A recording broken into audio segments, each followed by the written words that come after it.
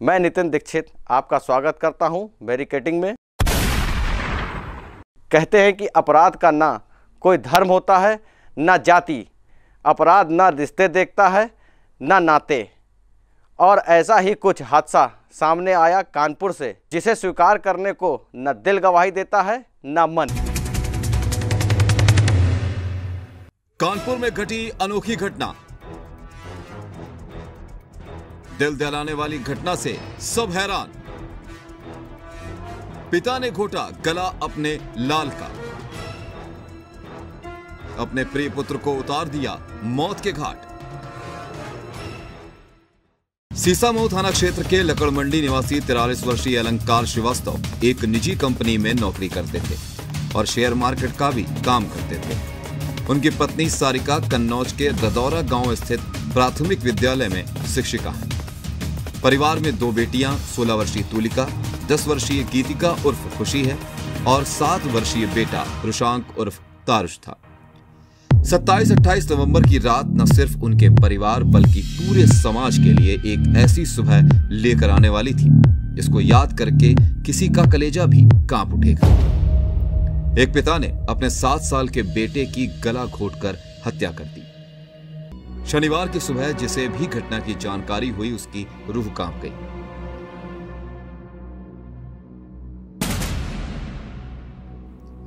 इस कदर प्यार करने वाले एक पिता के हाथ मासूम बेटे का गला दबाना, क्या एक बार भी हाथ नहीं कांपे होंगे? सन्नाटा तब छा गया जब पता चला कि बेटे की हत्या करने के बाद रात भर वो पिता शव के पास बैठा रहा और सुबह खुद ही पत्नी को बेटे को मार डालने की जानकारी दी। पुलिस ने आरोपित पिता को गिरफ्तार कर लिया है और पत्नी की तहरीर पर मुकदमा दर्ज किया है।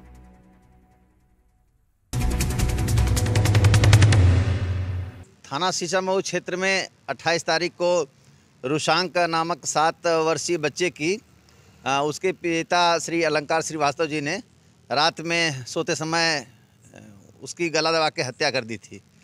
जैसा कि अब तक जांच में आया है कि उन्होंने पूरे परिवार को गोली दे दिया था नींद वाली, और उसके बाद बच्चा सो रहा था और वो किसी आवेशित होकर के उन्होंने अपने ही बच्चे का गला दबा के हत्या कर दी। बच्चे की मां की तरफ से अभियोग दर्ज किया गया है। उनके ऊपर धारा 302 का हत्या का अभियोग दर्ज कर पुलिस उसकी जांच कर रही है और साथ में इन पहलुओं पर भी जांच कर रही है कि किन कारण से उन्होंने इतना बड़ा ठोस कदम उठाया।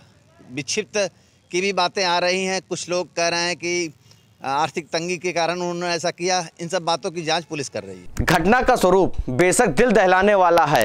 एक पिता के हाथों अपने प्यारे बेटे की हत्या को जिस अपराध की श्रेणी में रखा जाए, ये बताना आसान नहीं है। पर इस अपराध में फिलहाल जो एक बात सामने आई है, वो है अपराधी की अस्थिर मानसिक स्थिति। अपराधी पिता का पुलिस को दिया गया बयान ये बताता है कि घटना को अंजाम देते वक्त अपराधी की मानसिक स्थिति सही नहीं थी और कुछ हद तक उसने खाटमपुर में हुई तंत्र मंत्र वाली घटना का भी जिक्र किया। खाटमपुर की एक अलग इंसिडेंट है, उसमें इस तरह की कोई मेडिकल इलनेस की बात नहीं है, वो सुपरस्टिशन की बात थी। लेकिन यहाँ कुछ ऐसे अंदेशा हो रहा है, कुछ ऐसी चीज़ें सामने आ रही हैं जिसमें किसी तरह की मेडिकल इलनेस का भी चांसेस सामने आ रहे हैं। परिवार के हिसाब से लॉकडाउन के वक्त बिगड़ी आर्थिक स्थिति भी अपराधी के मानसिक अस्थिरता का एक कारण थी। क्या परिवार को नहीं था कोई आभास? क्या अपराधी के बदलते बर्ताव पर नहीं किया गया गौर? क्या उदासीनता का शिकार हुआ मासूम?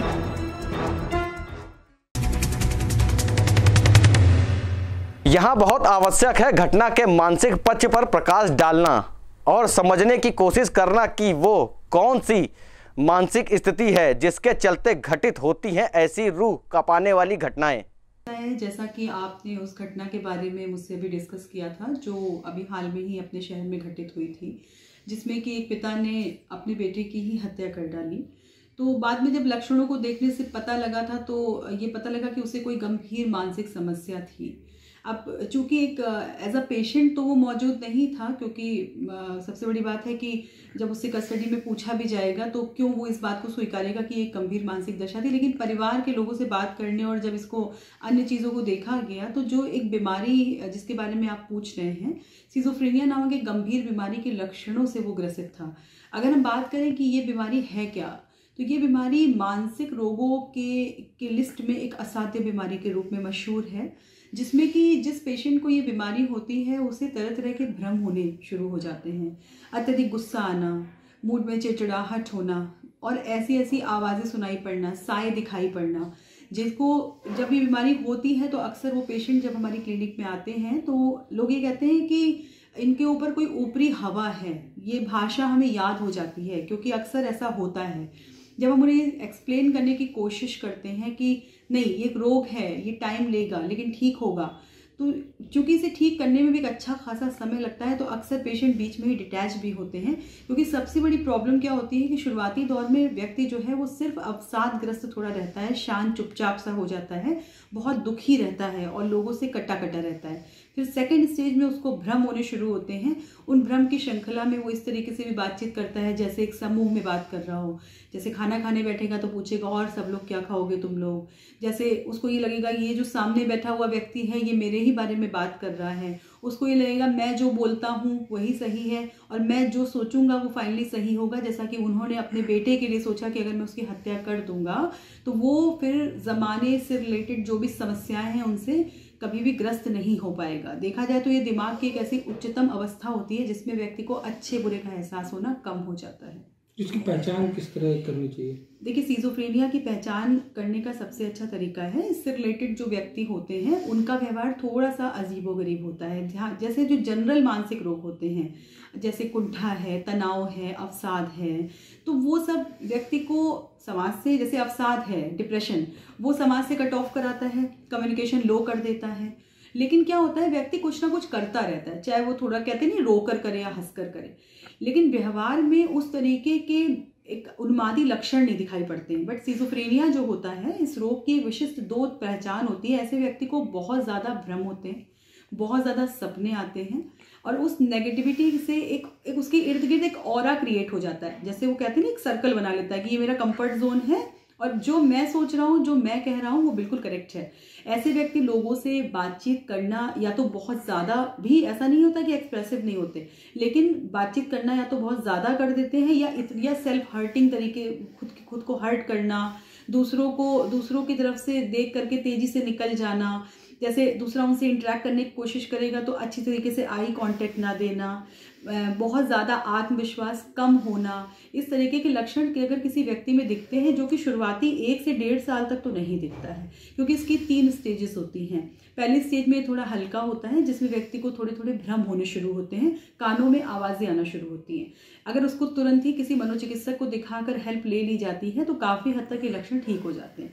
लेकिन जब ये भ्रम और सेल्फ हर्टिंग बढ़ती है, व्यक्ति, जैसे मेरे पास एक पेशेंट आता था, वो छाते की नोक से अपने को हर्ट करता था और बहुत सक्रिय होते हैं ऐसे पेशेंट, बहुत एक्टिव, उनका जो दिमाग होता है वो एक जगह स्थिर नहीं होता है। तो अगर आप अपने आसपास किसी भी इस तरीके के लोगों को पाते हैं तो ये मत सोचें कि वो किसी अपने उसमें है। हाँ, उन्हें मदद की ज़रूरत होती है क्योंकि ये सिजोफ्रेनिया के लक्षण नहीं है कि अपराध रोके नहीं जा सकते, लग सकती है लगाम हर अपराध पर। जरूरत है सजग रहने की, और ये सजगता सिर्फ पुलिस या प्रशासन की जिम्मेदारी नहीं है।